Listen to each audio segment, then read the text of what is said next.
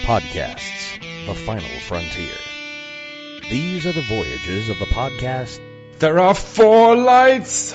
Its 5-year mission to explore strange, familiar worlds, to seek out new listeners and new civilizations, to boldly go where most nerds have gone before. Join Matt and Shirley on their 5-year mission with a different guest each week as they talk about an episode of Star Trek, from the original series through Enterprise. They'll cover every episode, eventually. Hi, everybody, and welcome to There Are 4 Lights. It's me, Matt, and I'm here with Shirley. Hello. And this week we're joined by our good friend, Johnny Brown. Say hi, Johnny. Hey, what's up, everybody? Johnny is an occasional writer of ours over at nerdsdom.com. He's also, been a friend of ours for a while. So we watched an episode of the original series, the Naked Time. I keep wanting to say The Naked Now, and that's not right. No. It's The Naked Time. Woo. Episode 5. Although it says episode 1, it's a lie. It's actually episode 5 if you count Cages the 1. So, Shirley, do you want to give us an overview, a plot overview? Yeah. So you find the crew circling this distant planet, which they know that that's getting ready to explode and be no more. And so the crew is there to pick up the science crew that was there studying the planet. Mm-hmm. They go down and they find that everybody's dead. Nobody knows why. And while they're down there, some idiot of a crew member takes his freaking glove off, which I really don't understand that part. Yeah. Well, because he had to scratch his nose. Yeah, because he had to scratch his nose. Super important. And anyway, he takes his glove off, and whatever infected the crew that was down there infects him, obviously, and he takes it back to the ship.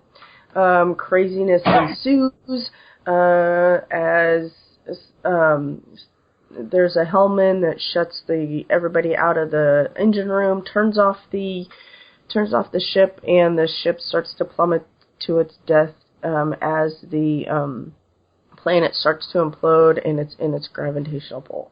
Is that better? Yeah, keep going, because you want to finish out the whole... Oh, yeah. And so, dun dun dun, at the last possible 6 minutes left that the ship has to survive, Captain Kirk and Scotty get into the engine room, and even Spock gets infected by this thing, and it brings out his emotion, and I thought it would bring out anger from all the other shows that I've watched with him on it, but it brought out his sadness, and he was very, weepy. Yeah, it's all about his mom. Turned into emo. It's got some mommy issues. Emo Spock, man. That's the first time I've seen that. And then he finally gets control of himself. They find the right mixture, boot the ship up. Oh, Boot wow. the ship up. And then, get out just in time to, discover that they have invented time travel. Yeah, they went back. Well, I don't know if they invented it. It crosses the rift, basically. It ended up back the 3 days that they began. 3 days, yeah. You missed some very important parts. Okay. We get to see Sulu shirtless. Yes, and fencing. Yeah.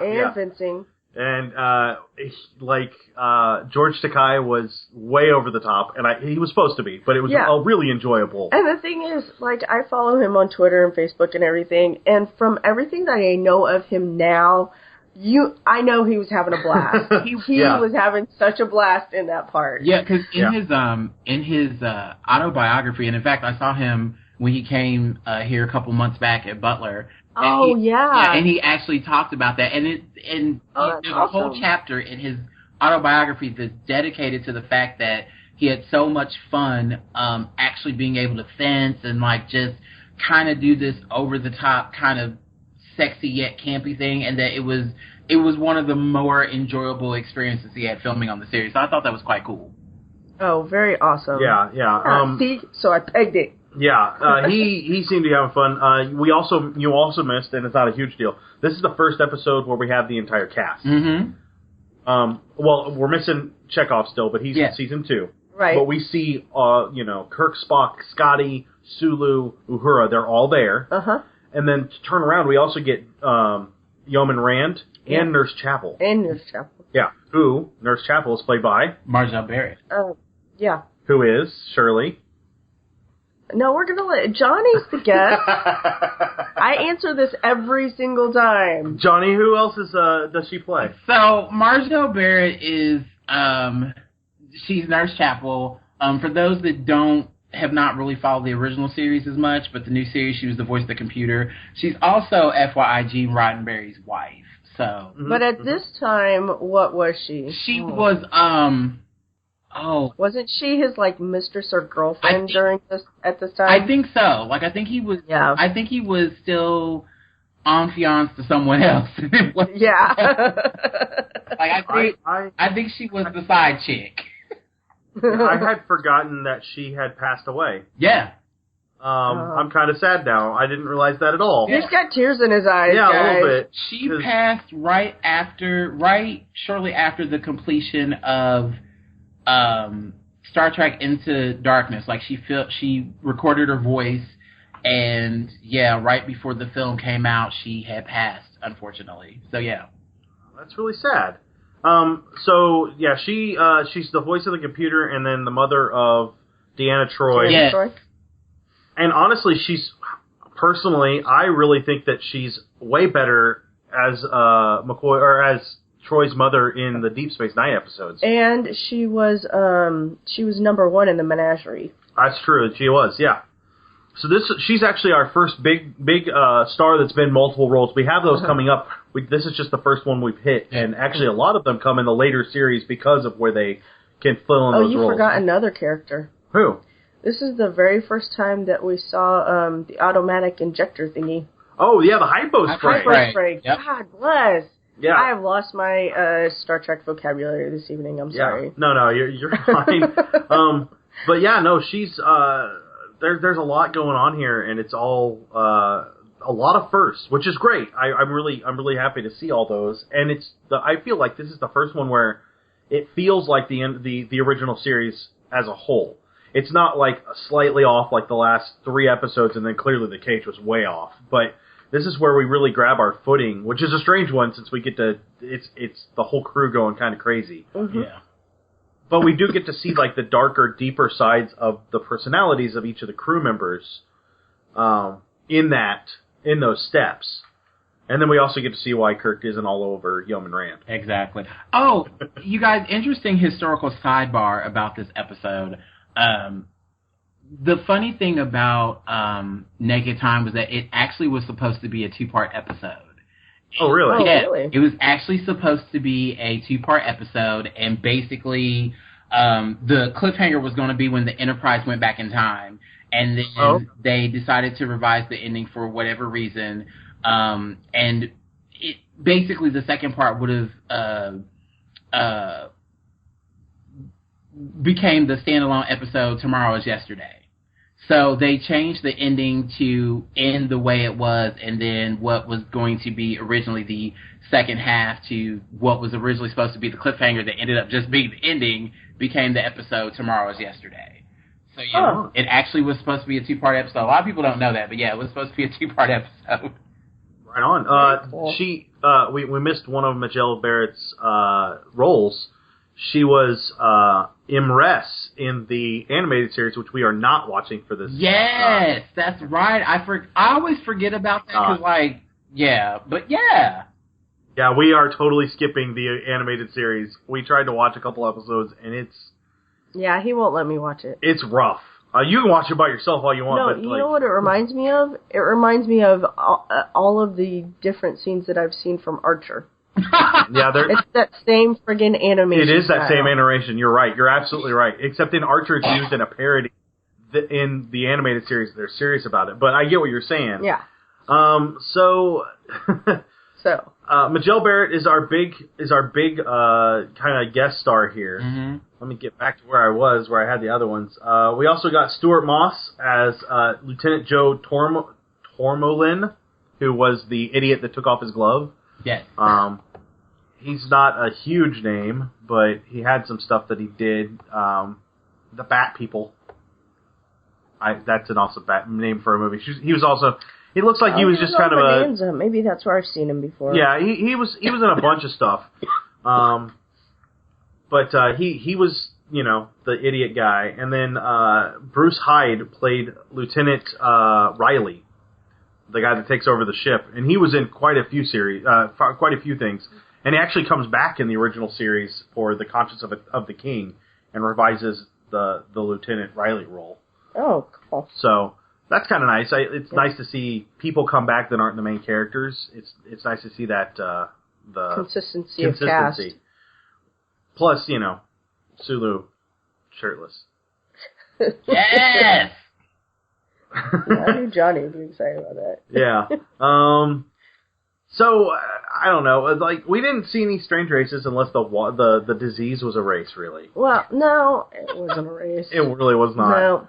It was a disease. And I hate to say it, but... And the thing is, they never defined it. Well, except that the water was weird on this planet. Well, it had extra molecules. He said that the water was infected, but the thing is, they never said if it's bacterial or viral or anything. Yeah. Because on TNG, they would have broke it down to molecular level. In TNG, their engine room looked realistic instead of, like... we're going to glide right over into things that stuck out. That engine room looked terrible. Like, the paneling looked ridiculous. The thing is, it gets better as the series goes on. It can't get much worse. Did you see any of that, Johnny? Specifically the paneling in the engine room? Yeah, I mean, it's one of those things that for some people is really difficult to stomach, because especially if you grew up on just the new gen stuff and beyond, and you're used to CGI, you saw the cool stuff and whatnot, and then you go back and you see this cardboard that has been spray painted, and they put like a picture of like Mars, and like that's supposed to be your science station with a few buttons. But I have to say, I have to give Roddenberry and his crew credit, because if you listen to him later talk about some of the little tricks and things that they did for Next Gen, it makes you appreciate the fact that they were doing that type of stuff in the original series. You know what I mean? Like, they didn't have the technology that they had at the time when Next Generation was on, and other incarnations after that, where they could really go in and CGI stuff, or they could build things with more specificity and things like that. And I really appreciate the fact that while it looks jank, and it looks cheesy, and it looks like something that, a fourth grader did, at the end of the day, like, for me, it's enjoyable, and I'm able to overlook it, but sometimes it's super rough. Like, there's been a couple of old school episodes where I'm like, yeah, I can't be bothered. I need some CGI. Well, the bridge looks good. Yeah, I know it all looks good, though. I know it's all a bunch of freaking lights and some toggle switches, and that's really what it comes down to. But the bridge looks decent. That engine room looked like they spray painted some cardboard and put it up on the walls, and that's about all they did. And it was just, I guess I'm also expecting the engineering out of any of the newer episodes. Even Enterprise, that takes place quote unquote before this, was more, I don't know, futuristic than that. Yeah, I mean, I totally get where you're coming from. Like, I see it, because it's kind of like you would expect. Of course the bridge is going to be pretty, immaculate and well together, but if nothing else, particularly because when you looked at things like their corridors, or sometimes their personal quarters, or even their version of what others would consider, I guess, their version of 10 Forward, they looked pretty kind of basic and blank. And so you figured the engine room would be the other place where it would look really cool, and then you're kind of sorely disappointed when you have Styrofoam and like Hope's Dash. Like, that's all you Yeah. What else stuck out? When they got to the planet, Spock had this weird big gun thing that was just kind of awkward. Yeah, it wasn't a tricorder or anything. It was like some weird scanner gun thingy. Yeah, that was weird. And then another thing that was weird to me was when they first get to the planet's surface, the first science officer they come across, the female that's frozen. Mm-hmm. She just, I don't know if they used a real actress. I'm gonna go with they didn't. It was a mannequin. No, it was a mannequin. Yeah, I was like, that's a mannequin. And I know. I had issues with the bullet holster boobs she had kind of going on. She was frozen. They didn't make that bad wig on the mannequin. They didn't make a real attempt to kind of make her look as realistically frozen as possible. And I think that's just one of the times that I just kind of wish that maybe they had tried to do something with a live actress, just kind of see how it would work out. But yeah. I was just really you'd see the people frozen and it's what is this? These are mannequins that you just got. Really? Okay, I'm supposed to believe that this was a living being that got frozen. Okay. Yeah. Well, and that one was rough. We didn't even see the face of the body that was laying over down. The pants. Which it was just probably either some extra they had sitting there or they just filled up the coat to make it look like it. I totally thought we were going to see the guy in the shower. Yeah. I was hoping that too, and then you never saw it, and it was really? Yeah. Really? Yeah. There were a couple other things that were, what else stuck out to you guys? I'll let you guys go, and then I'll come back. Growing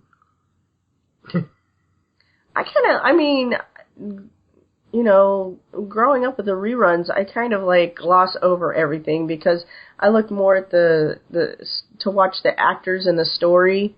Because if they don't deliver their lines very well, then I'm pulled out of the story and I'm just whatevs. So knowing the time frame that this was made and what to expect from the setting and props and stuff like that, so I really don't pay that much attention to him. When you said something about the engine room, it drew me to look at the engine room. Yeah. One of the things that really stuck out to me was, and it's going to become standard in this, I know it is Shatner's overacting when Spock has been infected and then Shatner is fighting with him. Yeah. Mm-hmm. There is some heavy overacting there. Oh yeah. The rest of the series, the rest of the episode, there's some overacting here and there. Sulu, when he was supposed to be drunk with the foil, was overacting, but that was fun. This was rough, and I'm not sure I'm looking forward to Shatner's particular style in the future. It was very heavy. Delivery style? Yeah, I think part of it for Shatner when it came to this particular series, you got to remember that he came from a Shakespeare background.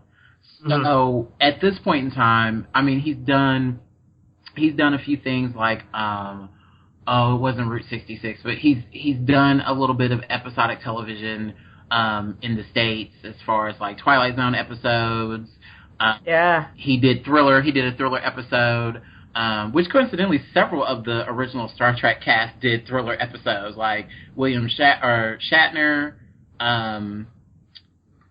Takai, and Nimoy all did those episodes, and two of them also did Perry Mason episodes, but I digress. But yeah, that's the background that he came from. He came from a background of Shakespearean, so one of the things as an actor and being someone that has studied acting for years, virtually all my life, that's if you started out in Shakespeare, it's really, really hard to turn that off because Shakespeare is such a particular set style that is different from any type of just standard acting whatsoever. And you could tell in the earlier episodes that he really struggled with that. If you looked at his early body of work just in general, but particularly on Star Trek, it was challenging for him. And as the series went on, he got better about it, but and particularly when they had fight sequences and things like that, he just would overact all over the place. But now, to me, it's kind of entertaining in that novelty kind of cute way, and it's something that he's kind of known for now, and so I'm able to kind of brush past it. But this, when him and Spock got into it, I was like, what are we doing here? What's happening? What's going on? Oh, okay, we're acting. All right, we'll take it. we watched Man Trap, and I'm not sure if you remember that one, but there's a point where they're sneaking up, and he's all but prancing across the soundstage. And you know what? He does. As overacting as that was funny, and we enjoyed that. And the thing is, like, as soon as he did it, I was like, oh my god, this is Galaxy Quest. Oh, yeah. So, right straight out of Galaxy Quest. Yeah. It was hilarious. But, yeah, I'm sure our listeners are tired of hearing about it by now, but this is my first run through the original series. I've never watched any of this stuff. So I'm really experiencing early Shatner, in a way. He doesn't do this in the movies, which I've seen all of. Right. Oh, well, be prepared. Brace yourself for impact. Yeah. And particularly when, and I'm trying to make it real quick, but particularly when he is overacting, and it has to be in that context of he needs to be very kind of stern and be the captain. You know what I mean? Because Kirk in this series is very that ladies' man, kind of jovial, kind of cocky, and you could tell the like elements of that are actually in William Shatner, because sometimes he would overact and also take the scene a little too serious, and you're like, okay, well, I can't do this. So just be prepared, my friend, it's going to happen. Okay, fair enough. What was the other thing? I just had a thing. I was going to say a thing about a thing. That's why you make notes, dude. I know. Wait, all right. Oh, wait. I have tons of notes. Keep going. You go right ahead. I was like, I'm the guest star. What? I got notes. Yeah. Man, what did I? We did lose a blue shirt. A blue shirt this time. Yes. We've yet to really lose a red shirt. But the way he died. Okay. For those of you listening that have never seen this episode, spoiler alert. So he basically nicks himself on a knife, right? And then butter knife, and the shirt's not even cut. And the next thing you know, he is dead. Like he has cut himself on a spork, basically. What equates to a spork from Taco Bell, no less, in the 20th century, and is just dead. No explanation. Oh, well, he's dead. He's dead. No, Bones, he's not dead. Why is he dead? What has happened? Yeah, I was very surprised by that, and the fact that when he stabs himself, he and Sulu and another crewman are like kind of wrestling, or Riley are kind of wrestling with him to stop it from happening. Mm-hmm. And he falls on the knife clearly, but and you're like, oh, okay. Well, but his shirt isn't cut, right? No. And the blood is the pinkest thing I've ever. Yeah. It's like they took like vanilla pudding and mixed a little bit of red dye into it. Dude, that was Klingon blood, obviously. Oh yeah, that was Klingon. You're right, that was Klingon blood. Like, oh yeah. Yeah, like whoever was the props master and the continuity master should have been like flopped, because they jacked that up real good. Like it was like, oh, he fell on a butter knife, but there's no rip in the shirt and the blood looks like pudding. Womp womp. Yeah. There were a couple other things. I noticed that the hole they cut in the door next to engineering, or the hole they cut in the wall next to the door at engineering, looked like Texas. Not quite sure why we cut a hole the shape of Texas into the wall, but I kept thinking, why are they cutting Texas into the wall? Why? I mean, I understand we're missing wires, but why are the wires in a shape like Texas? Which then it made me appreciate like that they learned from this one, and that's why they have removable panels next doors in Next Generation. But I also don't understand why it took like 15 minutes to cut that hole when he'd been down there for like 2 and had already cut a big chunk of it. Like, I didn't get that either. You know, my whole thing that I didn't get was, you're on this Galaxy-class starship, right? Okay. Mm-hmm. And someone has locked themselves in a very vital part of the ship. Engineering, the bridge, so on and so forth. And there's like no type of manual override that is outside. Like, like, wait, so there's not a control panel. Like, even on Next Gen, when they sometimes would muck it up and they wouldn't have like a control panel, they'd be like, oh, there's a Jeffries tube. If we just crawl in real quick, like there's an access panel there. And it's like, oh, okay, I can get behind that. But I hear like, nah, we just got to cut a hole in the wall. We got to wait a minute. I was like, no, like what's going on? The ship is spiraling out of control in the gravitational pull of Psi 2000, which, by the way, kids listening at home, that was the name of the planet. That is going to break apart any second. And I'm like, really? Well, everyone's mad except for the doctor. And I'm like, what the hell? Come on, people. Work with me here. Work with me. And then I don't understand why I get that there was probably a reason, but they didn't even suggest the transporters. Like, guy shuts doors, guy locks doors. Guys, we can transport in there. We can do this. Yeah, I kind of thought that too, because I'm trying to, and I honestly can't think of an episode in general, but I know that like in other episodes, particularly like in newer stuff like Next Gen, DS9 and all that, there would be times where they would be locked out of systems, computers override, dated, and like hijack some stuff, and they're like, "Oh, we're gonna go to the transporter and beam in." They would just beam right in, and I'm like, "Yes." Like, there's even one episode, and I don't recall the episode, but they actually used a ship and flew the ship out of the shuttle bay into another area of the ship in order to do some stuff. And I'm like, yes, like that's what I'm talking about, people. But you mean to tell me okay, suspension of disbelief. I'm going to go with it. Yeah. Well, and it takes, a couple of words of dialogue like, hey, we could teleport in there, and then Spock going, well, we really can't, Captain, because the gravitational pull would offset the transporter, and we can't be sure what that'll do. Yeah. I'd be like, oh, okay, that's a fair excuse. Like, the world is imploding, and you don't know how that's going to change. Yeah, that's fine. I'm okay with that, but no. Well, to be fair, also, I think sometimes for those that do not write and do not ever understand the suspension of disbelief, I have to say that sometimes watching my favorite shows or fantasy shows or things like that, as a writer, it sometimes is kind of a letdown because I understand the constraints you're under and the myriad of things. But sometimes as writers, it's just really hard to kind of think of enough plausible dialogue to make it fit. And there's no telling, like, what dialogue was in there at some point or scene that was in there that would have explained everything that takes 30 seconds that gets cut inexplicably for time or for whatever reason. They just cut it. They feel it doesn't fit in. But I do agree. I kind of felt like it needed some sort of explanation as to why they couldn't use other methods to try to get inside. Yeah. Because it just kind of left you hanging. It was like, oh, so what we gonna do, Jim? Like, we gonna make it the next episode? We got a 5-year mission, so we gotta live, so how we gonna do this? Yeah. The only other thing that really stuck out to me was that the episode started off at a soft pace and then sped up quite a bit. And then suddenly came to a halting stop with Spock and his emotional breakdown. Yeah. And that really jolted me out of the episode, and it made me start thinking, and that, when that happens, that tells me that there's something wrong there. I think that the rest of the pacing was fine, but I don't know if they put it in afterwards, or they filmed it differently, or if the director didn't realize where he was going to put it, so it just, I don't know, it didn't fit quite right. Yeah. Oh, yeah.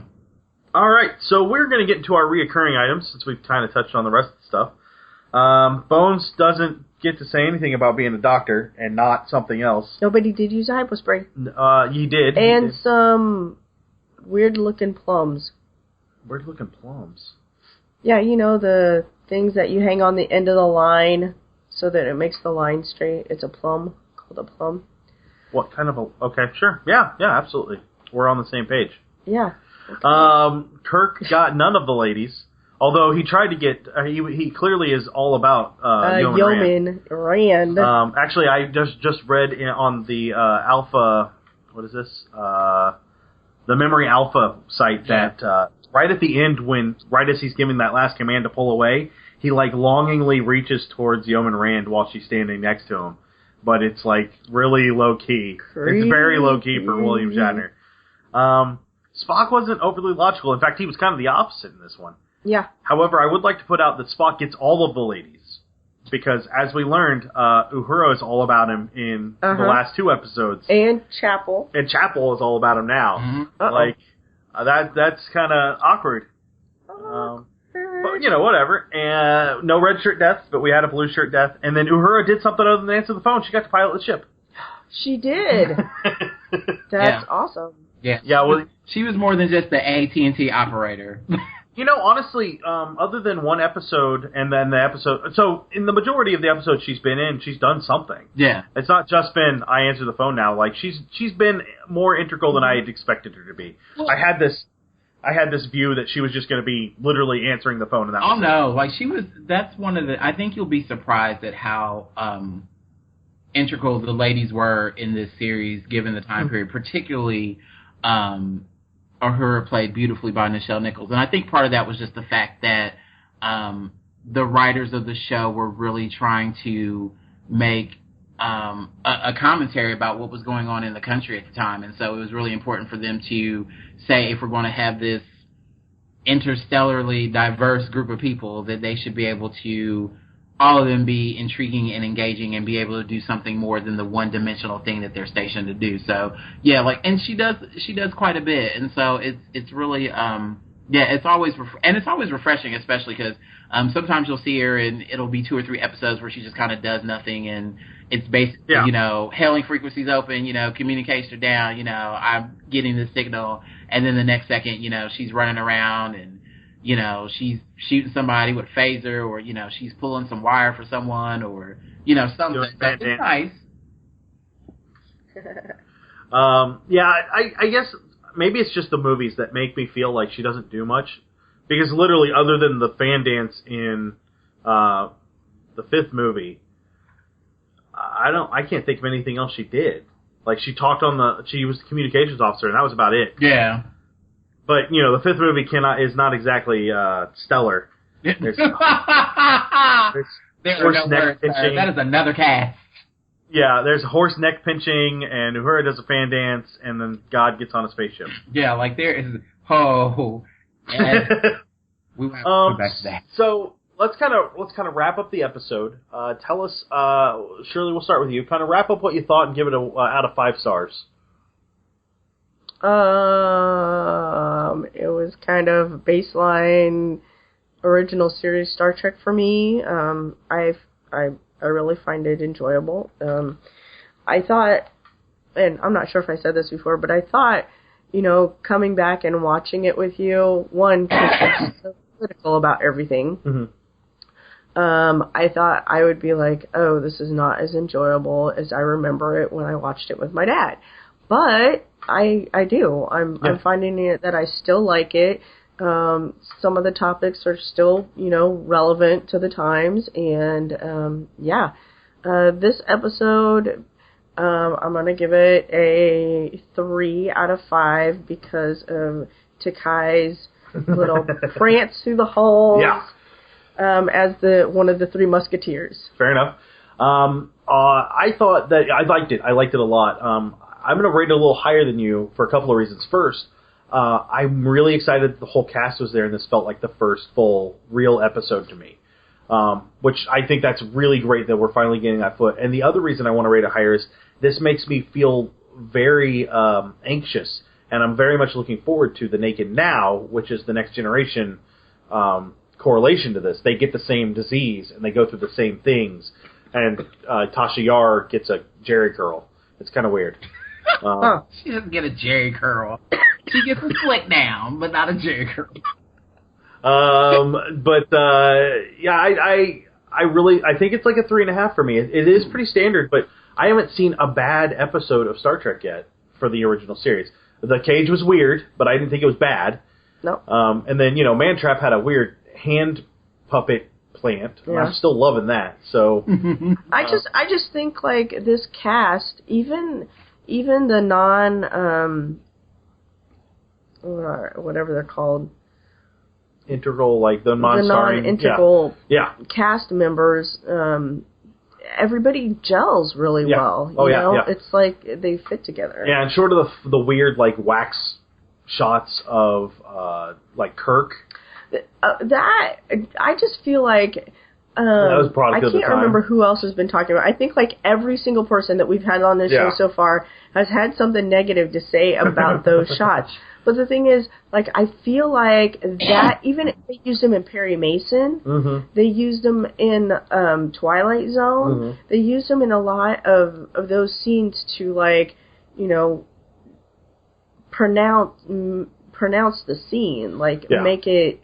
Okay, this is a dire scene, or there's some meaning here. Yeah, well, and those in the close-ups with the lights just over their eyes. Yeah, like that one. Oh, okay, that's the part that I was talking about. The wax ones are when you look at them and they look everything in it kind of shines. glowy and yeah, stuff? a little glowy, a little shiny. Okay, And it's usually on I'm Kirk talking about or the light over their eyes. Well, when it's usually on Kirk or a woman, and it's to it makes them look like they're in glamour shots. The waxy. Yeah, the waxy stuff. Not the lights over there. Yeah. Johnny, now that we've talked forever between my and analysis and yours, what did you think? Well, I am going to give the episode 4.5 stars. Basically because it's one of my top 5 favorite episodes from the original series. For me, it was really great that you got to sans Chekhov. You actually got to see the whole cast in its entirety. You got to be able to see the characters outside of how they had already been portrayed and established. You got to see a little bit more depth. You got to see other sides of them that, unfortunately, you didn't always get to see as much as you would like throughout the rest of the series itself. So it was really kind of nice. Of course, George Takei running around shirtless with a fencing foil. Like, I'm always down for that. So it was, overall it was a really great episode. Again, I agree it was totally baseline, but I agree that also too it was really great gelling of not just the principal cast members, but also secondary cast members, and the story. The thing that stops it from getting a 5 for me is just kind of the flow. Sometimes it kind of had this start and stop to it, but other than that, thoroughly enjoy it. Right on. See, Johnny has the verbiage I do not. Oh yeah, I know. No. We bring Johnny on to make us look better. Well, feel free to bring me on often. Yeah, absolutely. I think that's it. That kind of leads us into our next episode. That'll be The Enemy Within. Kirk gets split into 2 personalities in 2 different bodies. It'll be exciting. Oh, you'll love this one. Yeah. Johnny, you are a hermit and have no Facebook or Twitter we can point people to, right? Currently, no. I'm actually in the process of building fan pages, so I will point that your direction eventually. Okay. Particularly because, I am I'm a writer assassin for hire, so when people are like, we need some good dialogue or something or whatever, I'm also a LARPer for hire too nowadays, apparently, so. Hey. Nice. Well, then we'll keep that in mind when we need you to come LARP for money. Yeah, we have money. Yeah, well, like I was asked recently by 2 different people, one to go to Cincinnati for a Sabat game, to play a torturer, and I was like a Dr. Himmelstein or something. I was like, I can do that. And they're like, yeah, we'll pay you $50, sold. And then the other person was Josh Jackson, and he was like, come play this game in Bloomington, and I'll feed you. And I was like, I'll pass. Fair enough. That will do it tonight for There Are 4 Lights, and we will talk to you guys real soon. And that'll do us tonight for There Are 4 Lights. Remember, you can email us at thereare4lightspodcast@gmail.com or find us on Facebook at facebook.com/nerdsdomain, on Twitter at nerdsdomain, or over at our site, nerdsdom.com. Be sure to sign up for the newsletter while you're there. You can head over to iTunes and give us a 5-star rating. A big thanks to 5 Year Mission for their music. You can find them at 5yearmission.net. Don't forget you can support us at patreon.com/nerdsdomain. And check out our shirts at /loot.